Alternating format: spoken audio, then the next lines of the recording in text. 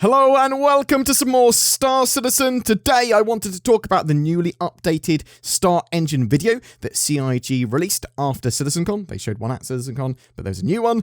And master mode plans and updates that CIG's YogiKlatt discussed on Pipeline's Discord, talking about the future of Star Citizen's sort of spaceship movement and combat and all of that jazz. Star Citizen finally released their StarEngine demo video. They had showed this off at CitizenCon, but they hadn't released the sort of standalone video of it. But it's not the same one they showed at CitizenCon 2953. It's very similar though. There are some improvements that they've made to it. It's 4K, for example, but there's lots of other stuff as well. It's basically been reshot. CIG didn't immediately release their StarEngine demo from CitizenCon, which was a bit curious, as it was one of the more major things, along with the sort of Squadron 42 being feature complete stuff that was shown. However, CIG wanted to make some improvements and tweaks to what was shown before releasing it, and on the 22nd of November, they did just that and released a better version of the demo. So what's changed? Well, the original's up on my channel, so go check that out if you wish. But it's a better, smoother camera sort of path that they've taken. And there's a bit of polish here. It's in 4K, as I said. They also show the relative speed of the camera and the distance travelled of the camera. So this is like the longest spline ever in a video game. So the camera going like a couple of billion kilometers. Some of the NPCs, they're more aware of what's going on around them. So there's a bit on the Reclaimer where there's a fire going on. They're actually putting out the fire. They're aware that the fire's there, sort of thing. CIG have said as well that they're targeting engineering gameplay with fires and life support, potentially for Q2 2024. So that'd be awesome to see it turn up then in some form. The Maelstrom tech for destructible buildings and ships had a much better shot, with the Gladius sort of crashing into each other and the destruction of the terrain there. It looks a ton better. Pico as well. There's a little Pico penguin that was on an island before, now actually got knocked off that island and was in the sea in the demo. It's just an observation. There was no blood in the blood, sweat and tears tech as well, because originally we saw like a drip of blood coming out of the character's nose and towards the end of the demo, but it looks a bit weird and a bit like he was having a stroke. It wasn't amazing looking either, so sort of the blood tech still needs a little bit of work. But mostly it was just tweaks and polish and just a slightly fractionally better camera route, stuff like that. You should check out that full demo on the Star Citizen channel if you have yet to see it, and feel free to check the one out on mine, which is the original one that they showed at CitizenCon as well. CIG's YogiKlatt answered a variety of questions on the Pipeline Discord, and they put up a summary of what was said. I've taken that and highlighted some of the more important parts there, as he talks through master modes and sort of the future of Star Citizen's plans for VTOL and ship atmospheric flying, all that sort of stuff, and the plans for master modes over the coming sort of year. Hover mode will not be brought back. It failed due to a lack of UI and fiddly controls. However, you will be able to disable gravity assist when decoupled, which will be kind of similar, or at least give you some extra freedom, but it will be harder to control. Gravity assist will be usable when landing gear is raised. VTOL ships will not behave like helicopters. There's going to be a bit of a difference between VTOL and non-VTOL ships though, but it won't be drastic. They will be trying to give aerodynamically shaped ships better aerodynamic properties.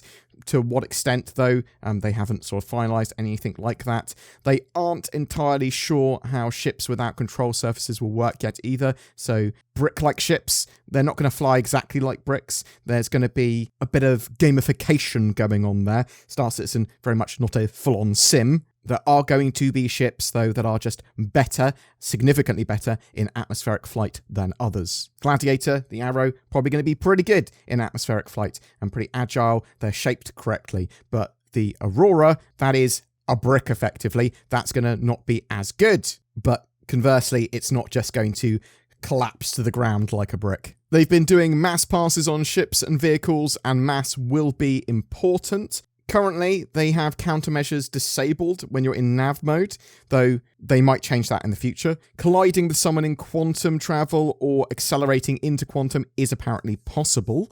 When master modes are ready, it will be rolled out to all ships at the same time, and then they're going to be going through, taking feedback, working out what works, what doesn't, and what they need to change and adapt. They will be heavily relying on public testing for that, but it will take some time to iron out all of the bugs and quirks. They want a better gameplay experience than we have now, is the idea. The Aaron Halo may be a sort of forced stop when you're quantum traveling, so you'll get sort of dropped out of quantum travel. When you get to the Aaron Halo, you'll have to go through the gates or replot a course to actually continue. Even after they've completed all the master mode stuff, there's still a load more they want to do, especially for larger ships in terms of how they move and fly and how they're utilized. Loads of the ships in the game at the moment are currently tuned for like the older system, but they will be updated for the new master modes in time. They will be looking at e-warfare soon as well, so really looking forward to that as a mechanic. Destructible ship cockpits may be possible with the Maelstrom system, but they haven't confirmed whether that's actually 100% going to be a thing. A weapon and gimbal rework is roughly planned to be released when master modes come out. Master mode tuning will come in steps. In general, they'll start with fixed archetypes, so doing the light fighters, then the medium fighters, and the sort of heavy fighters, and all that sort of similar group, and then moving on to larger ships and that sort of jazz. Turrets will have access to the precision targeting system that we saw at CitizenCon. You can choose as well to suppress aim assist if you wish, and they're even considering turning off aim assist for lag pips. Yogi seems to think that CIG's plans for the future and sort of roadmap and all that sort of stuff are pretty realistic now, and he says that Chris Roberts meant what he said at CitizenCon about everything they were showing going to be in the next year, hopefully in game. So assumedly that's base building, all of the new Squadron 42 features, etc.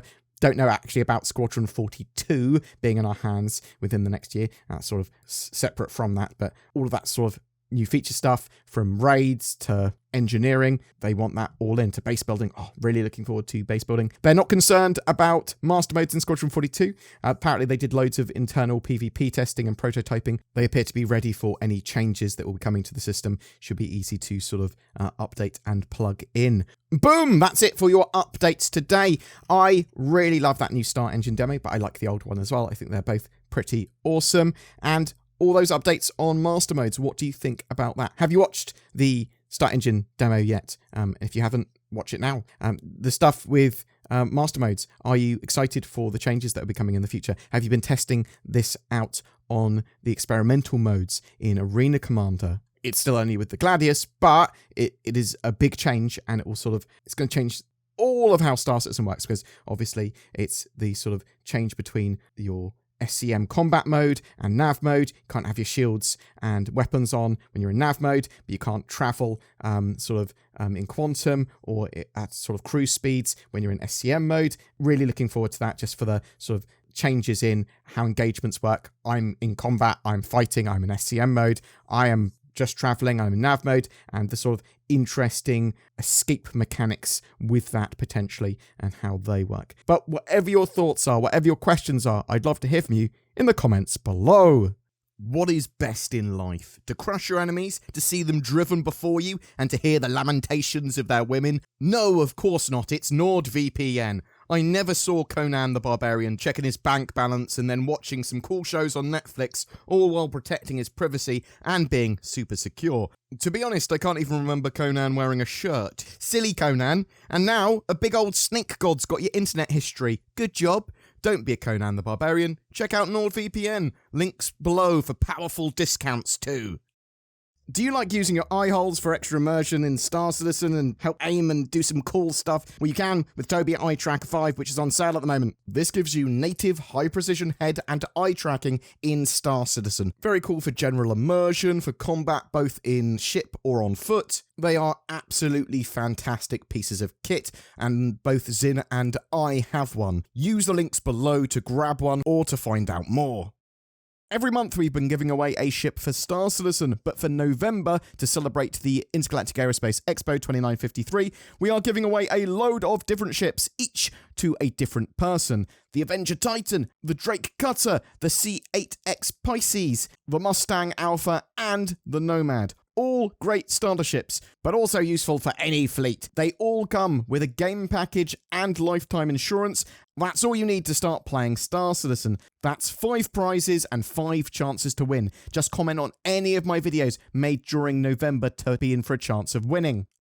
I want to say a massive thank you to everyone that goes the extra mile in supporting the channel via Patreon or the join button under my videos and then becoming a channel member. Please consider joining those fabulous people as well. It allows us to make daily content for Star Citizen and Squadron 42, delving into all the news, drama, development info, and gameplay that these games have to offer.